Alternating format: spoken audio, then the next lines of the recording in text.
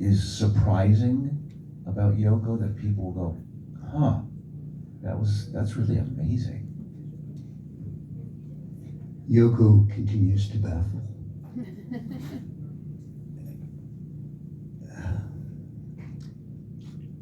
Who in the room knows of a game called Mahjong? Yep. Well,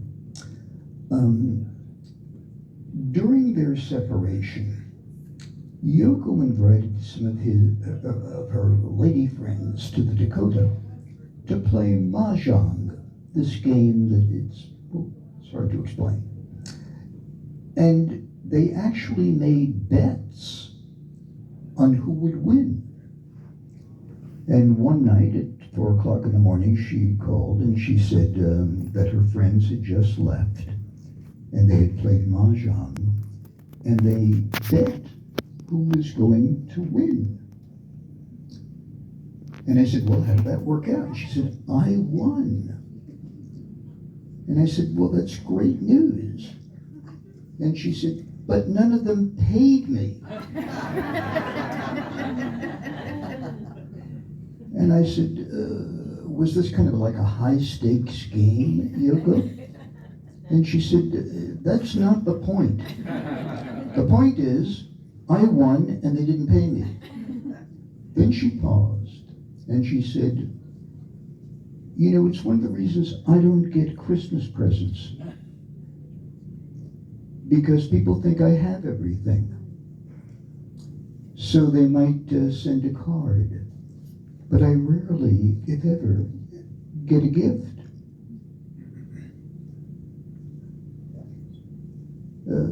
It surprised me. And that her favorite form of literature was mystery novels. She loved reading mysteries more than anything. Thank you. Let's talk about John. What's the most surprising thing people will learn about John in the book?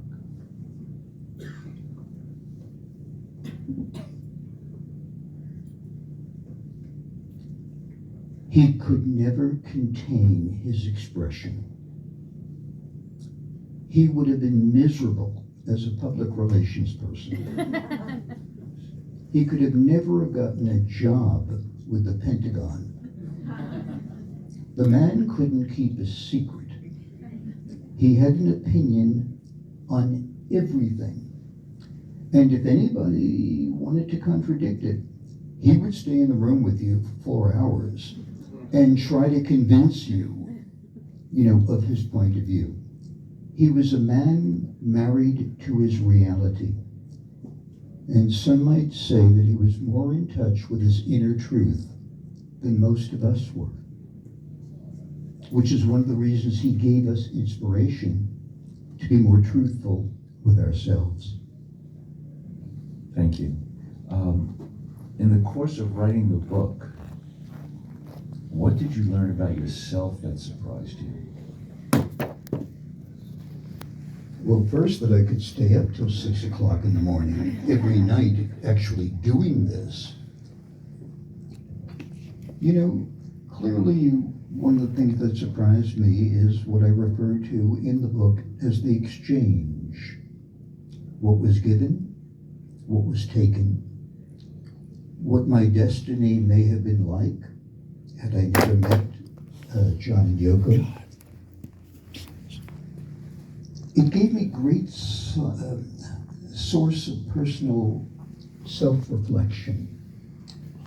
It made me happy to recall these memories that have shaped my life. And there were nights that it just made me so sad to do this.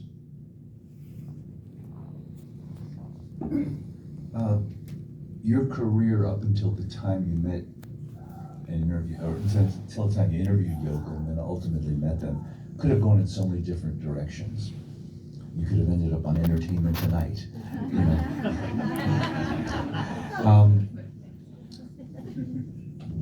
Do you have any sense as why you were chosen? Was this a calling, do you think? I wouldn't have been good on entertainment tonight, just for the record. I obviously don't talk in sound bites.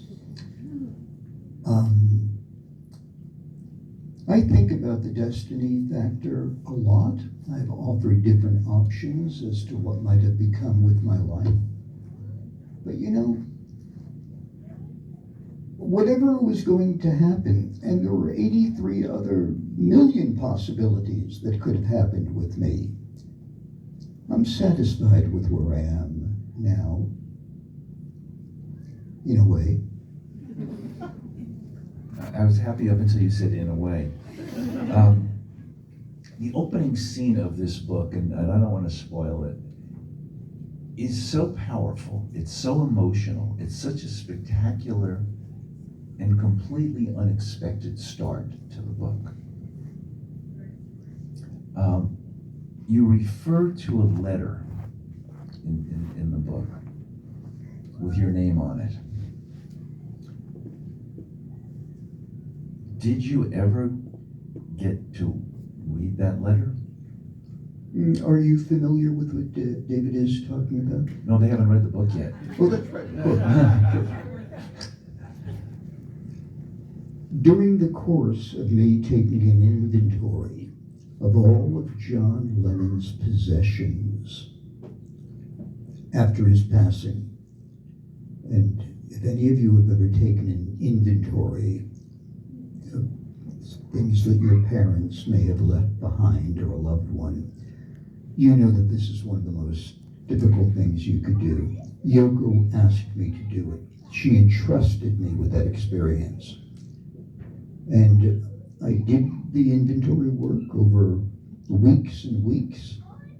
I think 600 or 700 pages of everything that I came across that belonged to John, from his eyeglasses to the clothing he wore, to his eyeglasses, all of them.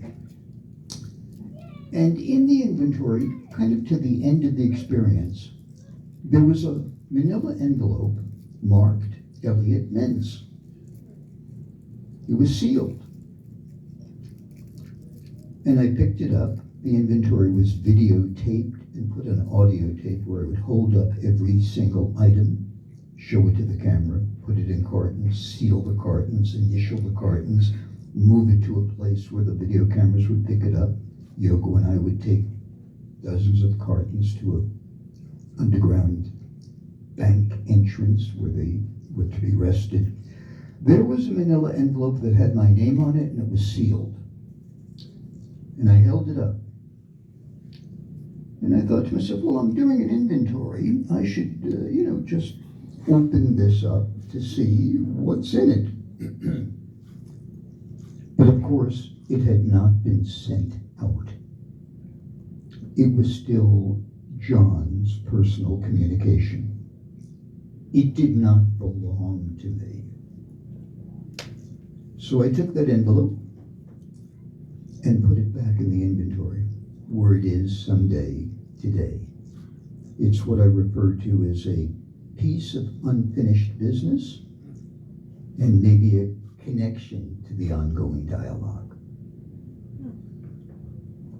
It's extraordinary that you didn't open it. It wasn't mine. It's extraordinary that 53 years later you haven't seen it, so maybe it'll be in the sequel to this book.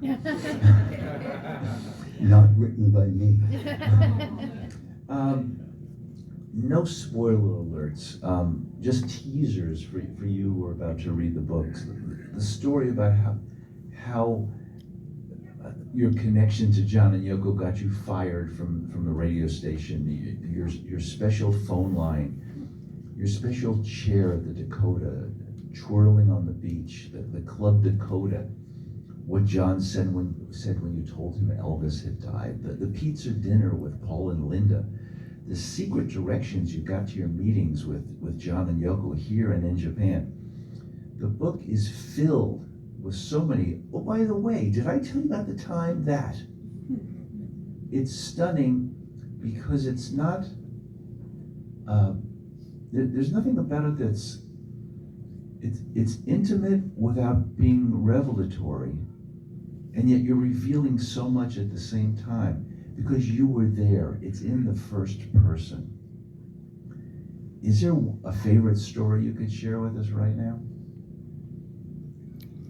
Just when you were listing all of those things, you know, it's the soundtrack of my life in my mind. Is there a singular, interesting moment? In all honesty, David, I couldn't pick one. As much as I shared in the book, I could have gone on for 2 or 3 more volumes. There were hundreds of additional things I could have put in the book. Thankfully, I have great editors at Dutton Random House who told me when to zip it and to just keep the story moving. Probably wouldn't hurt if I had an editor behind me right now as well. I have a propensity for sharing, and I also honor the right to keep some of the John and Yoko stories private. This was never intended to be some kind of salacious tell-all. That's not what I do. And it was never intended to be a love poem to John and Yoko.